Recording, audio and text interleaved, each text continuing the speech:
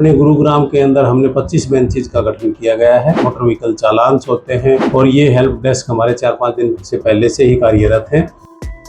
अगर आपके भी दो पहिया 4 व्हीलर या कमर्शियल व्हीकल के भारी भरकम चालान पुलिस के द्वारा किए गए हैं तो आप कम राशि के भुगतान से आप उनका निपटारा कर सकते हैं।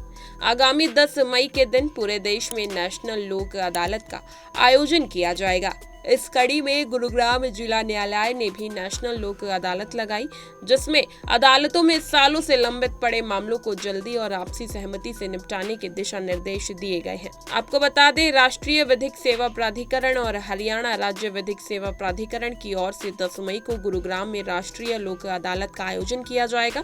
गुरुग्राम के जिला एवं सत्र न्यायालय परिसर के साथ ही पटौदी और सोहना के उपमंडल न्यायिक परिसरों में भी विशेष बेंच के माध्यम से 10 मई को मामलों का निपटारा किया जाएगा। इस अवसर पर लोग अपने मुकदमों को बिना लंबी कानूनी प्रतिक्रिया समझौते के जरिए सुलझा सकते हैं। वो खुद या अपने अधिवक्ताओं के माध्यम से अदालत में पेश होकर इस सुविधा का लाभ उठा सकते हैं। देखिए हमारी एक खास रिपोर्ट। भारतवर्ष के अंदर नेशनल लोक अदालत, राष्ट्रीय लोक अदालत का आयोजन 10 2025 को किया जा रहा है, जो सेकंड सैटरडे है।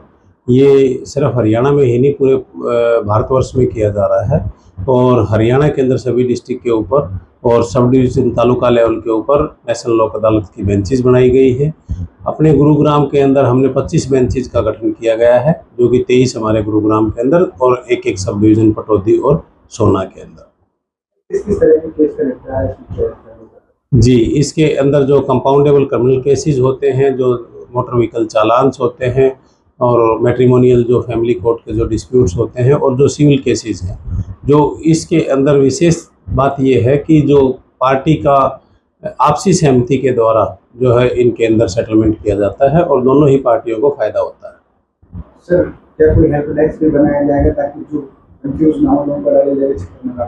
जी, बिल्कुल सही पूछा आपने सवाल। हमने 2 हेल्प डेस्क ऑलरेडी बना रखे हैं, एक जो फ्रंट ऑफिस में है और एक मेन गेट, कोर्ट के मेन गेट के ऊपर है।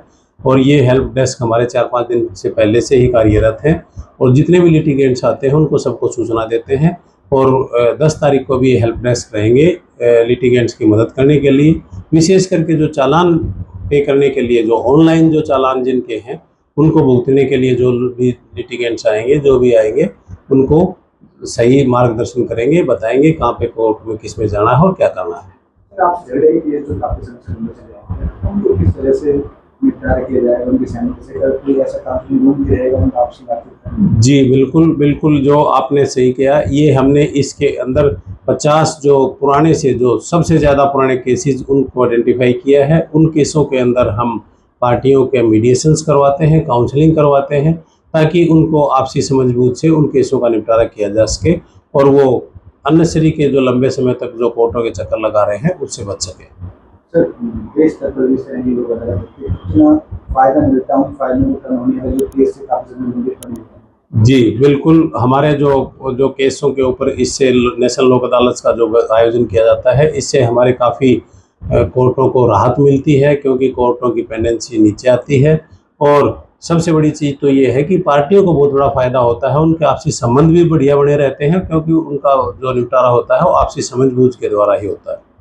सर, शहरवासियों से किस तरह की अपील करेंगे ताकि लोग अपने तमाम चाहे चालान से संबंधित या फिर आपसी झगड़े केस हैं उनका निपटारा करवा सकें? मेरे सभी भाई बहनों से मैं अपील करता हूँ कि जिनके भी केस कोर्टों के अंदर पेंडिंग है वो ज़रूर इस नेशनल लोक अदालत का फ़ायदा उठाए।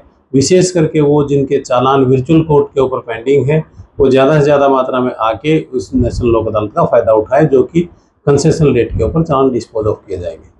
सर, चालान से संबंधित कुछ डॉक्यूमेंट्स ऐसे होते हैं जो लाने पड़ेंगे ताकि लोगों को इन्फॉर्मेशन मिल? बस यही है कि मेन चीज़ ये होता है कि जो लिटिगेंट्स आता है जिसका भी चालान है, वो अपना आधार और पैन नंबर वगैरह लेके आए, ताकि उसका आइडेंटिफिकेशन वो की जा सके। और वो अगर नहीं भी आ सकता है तो किसी भी अपने काउंसिल के मार्फत काउंसिल को ऑथराइज करवा के उसका निपटारा करवाया जा सकता है।